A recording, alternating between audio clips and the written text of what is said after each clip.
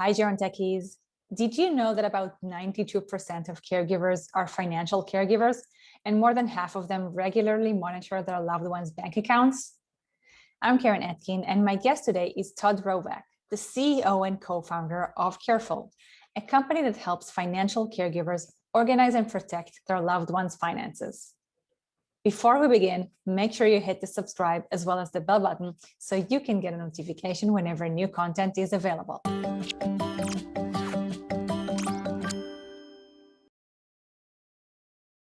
Welcome, Todd. Thank you. Good to be here. So tell us a little bit about Carefull.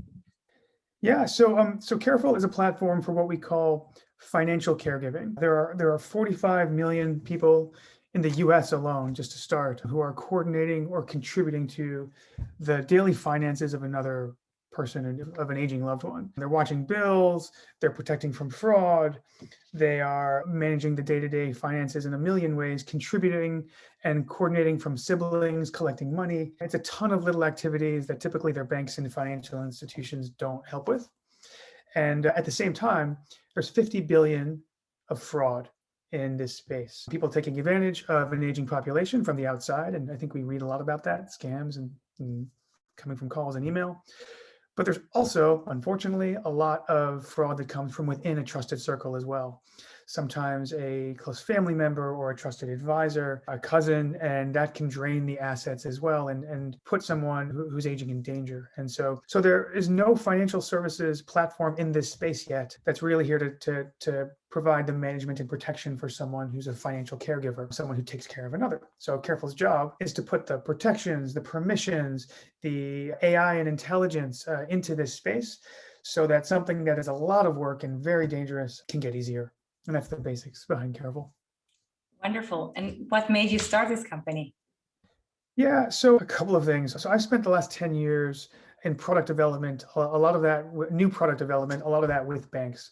And banks and insurance companies and financial institutions see this aging demographic, and they see it in some ways as an opportunity to serve them better. But because they're banks, they also see it as a problem because they see the assets shifting, 24 trillion in assets in North America alone, shifting to another generation, and they see themselves losing assets and losing customers. And they also don't really know how to serve this customer. So if you were going to ask someone at a bank how to serve the aging population, they'll think, and then they'll basically come up with the idea, a bank for old people. And it's not a good idea. It's actually not what they need. The way to serve the aging population is to take care of those who take care of them. So it's to take care of their adult sons, and if you can give them the right tools. So after spending so much time with banks and seeing both this problem, but not really a good enough answer, I found my co-founder, a guy, my friend Max, who had recently sold his company to Google. Together, Max and I decided we wanted to work on something that actually made a meaningful, positive difference, not just money. We were on our third company at the time. And so we were just passionate about this space because it's technology, it's financial services, but it's also healthcare, and it's also families. And so when you mix all that stuff together, it becomes very technical, but also very emotional, and you can do a lot of good in the whole ecosystem. So we chose this opportunity because we're passionate about it. Amazing. So it sounds like you're currently focused mostly in the US because banking is a highly regulated industry. Can anyone expect Carefull to be available globally sometime? Yeah, absolutely. So what's really interesting about what we call financial caregiving is in most regions that are not the US, it's actually much more natural of a behavior. So in Asia, in Latin America, in many parts of Europe and the Middle East, taking care of your parents, even financially, is something that's expected and even an honor of which sibling is going to step in and coordinate and take over things. And in the US, it's actually the opposite, and not in a good way. In the US, people don't really, they're surprised. It happens to everybody, but everybody's surprised when they become a financial caregiver. And so we actually see a huge global market for Carefull. It will be available in the months ahead in starting in Europe and Asia. There are different banking and infrastructure dynamics and regulations, so there's a bit of work to do there. But I would expect, certainly in the next 12 months, for us to be outside of the US.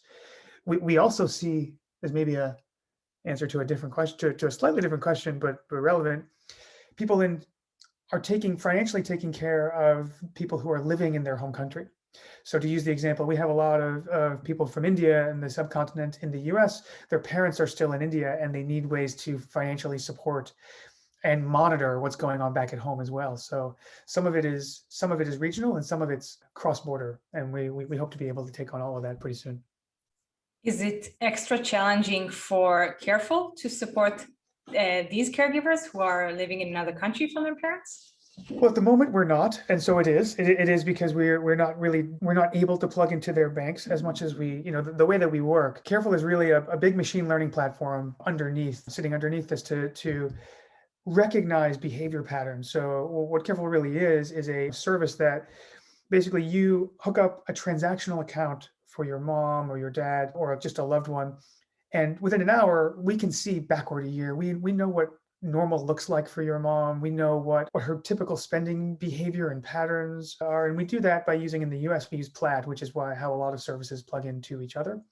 But we have a big machine learning platform underneath that gets to know your mom's behavior and then very quickly, and then can say, this does not look normal. This looks like cognitive decline, even this looks like dementia. We can spot a lot of things that actually start to look like healthcare issues. And to do that, we need access to a few accounts. And what is complex about serving people across borders is sometimes we can't access those accounts as easily as we can in the US. Some are very simple, but every country has their own set. What will be true is the fundamentals of using AI and machine learning to take the work away from financial caregivers. Because what's happening now in every country is basically adults take their parents' logon information and impersonate their parents. They log in and then they look for fraud, or they try and do things themselves. It's not entirely legal, and it's not entirely a good idea as well, because that sometimes can enable bad things. And it's also so much work. It's so much work. They don't really know what they're looking for. So the idea here is if you can build a digital rule book of what good looks like and what we should be looking out for, we look for the things that banks don't. And some way we should be able to hook that up in every country. And so it's certainly a global ambition, because it's a global human problem. Absolutely. So you mentioned that your AI knows how to detect anything unusual in the finance of the person. So, but how do you detect if something is out of the ordinary with their health? Yeah, so with health, we can see some things, not others, right? And there's a great deal of health we can't see. The best example I could give you is the University of Johns Hopkins in the US put out a study in November of 2020, and it said that dementia can first be diagnosed in the wallet and financial behavior up to 6 years before it can be diagnosed in the doctor's office. And typically what you see is missed payments, certain strange patterns, like duplicate payments, or paying something 2 or 3 times, pay the same bill a few times. Bank doesn't care about that, but we can see that as a signal of certain cognitive issues. You see the payment windows start to expand, like paying late or in different ways. We also can see behaviors like cash payments. We can see things that look like forgetfulness. Credit score hits is another important sign of when you have a credit score hit. It's not just bad financial behavior. Sometimes it's early onset or it's the onset of dementia. So it's a good example of, it doesn't mean every time you pay late that you have dementia, of course, but it does mean that we can see the patterns and the age groups, and with a big enough data set, we're able to actually get ahead of things and actually prevent a lot of bad things from happening. For example, if you just think of someone as sloppy, like a sloppy payer, meaning that they're forgetful, when really there should be a dementia diagnosis, then a lot of bad things happen in those 6 years before you intervene. And what we really want is to pull up the right conversations, put the right kind of protections, and start to involve the healthcare community and involve the larger bunch of caregivers. So it's not like a brother and sister saying, oh, that's just mom, she's just forgetful. It actually could be a lot of other things that need intervention, or even something quite serious. So it's those patterns. We stay in the financial data, not in the biological data, but we can see a lot in the financial patterns. I'll give you one more example. So banks, they love it they think you love it when you save money. So if your mom doesn't spend so much in October, then you get you get a smiley face from your bank, or you get like a good job from, if you're using a financial app or a financial management service. We actually think that's warning if we're talking about someone who's aging, because it may mean if someone does not spend as much, doesn't mean, oh, great, they're saving. It means they might not be taking care of themselves. It means we want to see, are they buying their medicine? Are they going to the grocery store? We want to understand that they are taking care of themselves and spending the money in the right place. And so it's one of those things that's a little counterintuitive of the banking world. Says, wonderful, he didn't spend that much. And we say, actually, hang on, we need to make sure the right people are getting paid. Your caregiver, your pharmacy, grocery store. It's another example of using finance to spot healthcare.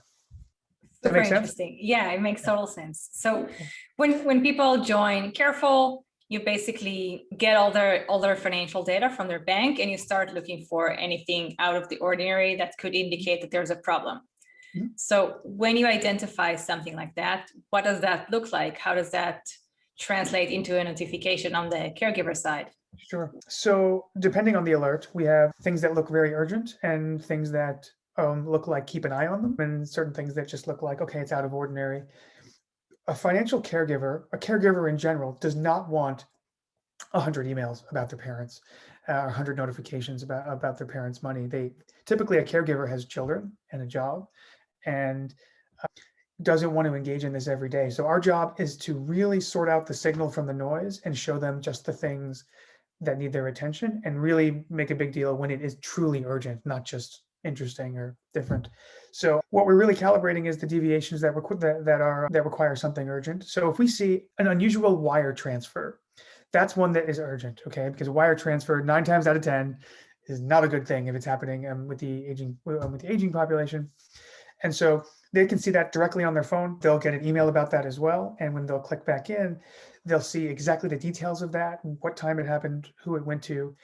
And I think the most important thing is it's what they do with it. So one of the features of Carefull is the ability to click on that alert and export it to the bank or to your sibling or back to your mom, and everyone sees the same thing and say, what is, within the environment, we can say, what is this? Do we need to get involved? Do we need to get in and stop it? Because typically what happens today in caregiving, you see something, you think about it, you call the bank, you sit on hold for hours, they won't talk to you. And if they finally do, they say, go talk to your mom. You basically go in circles.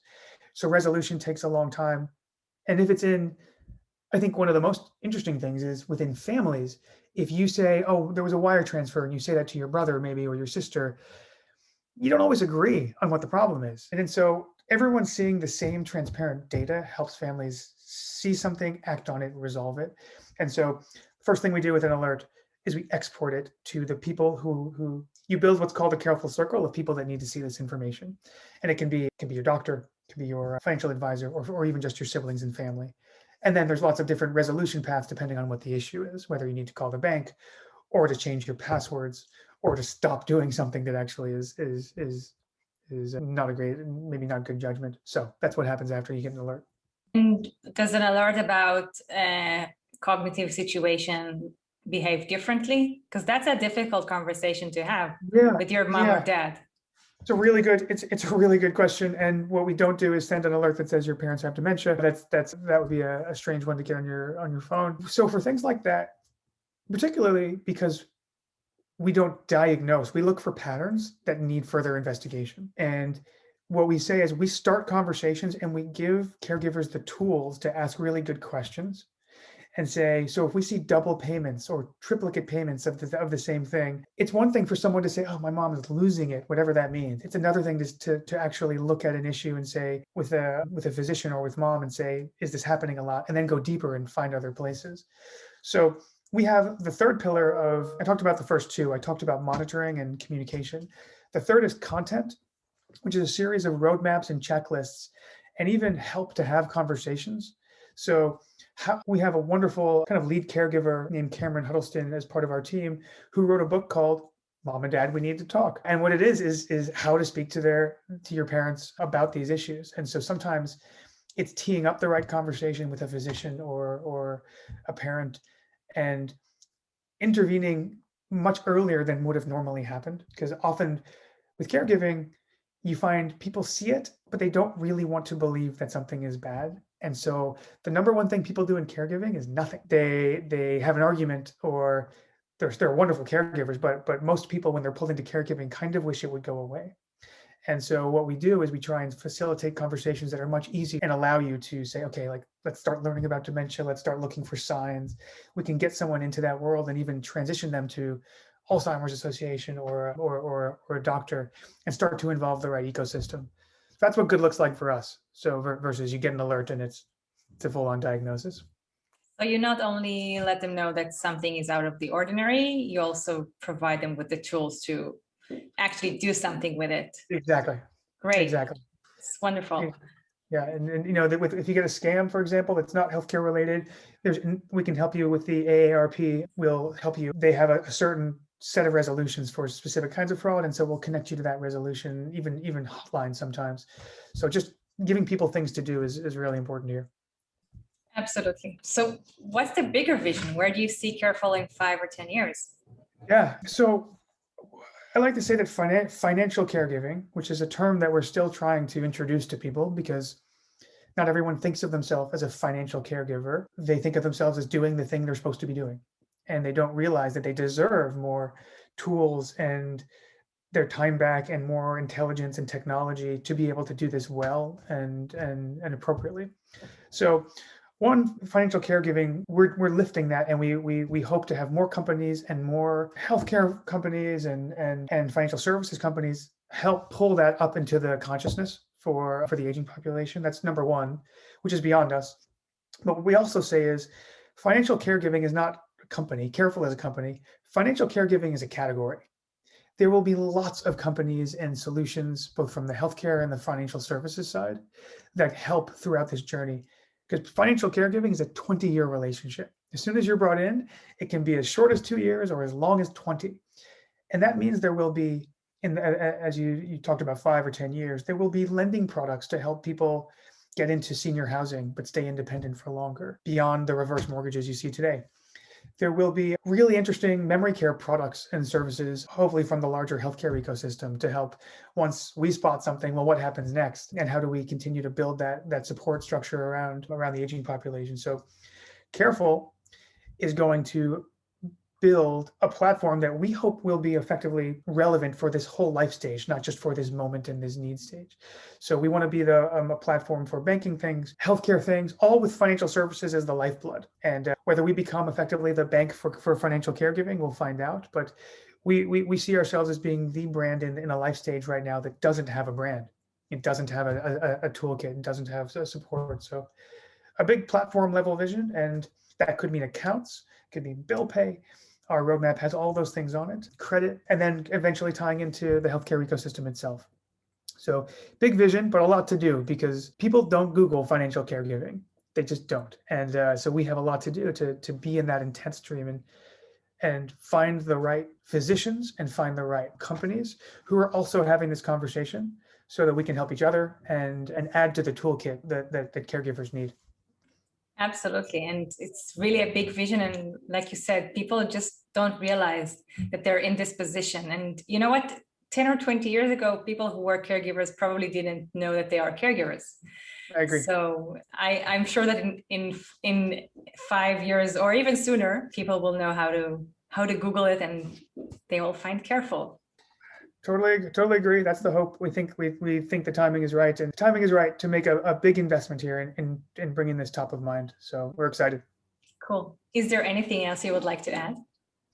Not really. Well, I just said that. Yes. I would say a call to action for anyone in the aging ecosystem who sees monitoring and protection and coordination on the financial side, whether it's in memory care or if they see it as relevant to their own business. We would love to work with partners, share our content. This works if the ecosystem works together.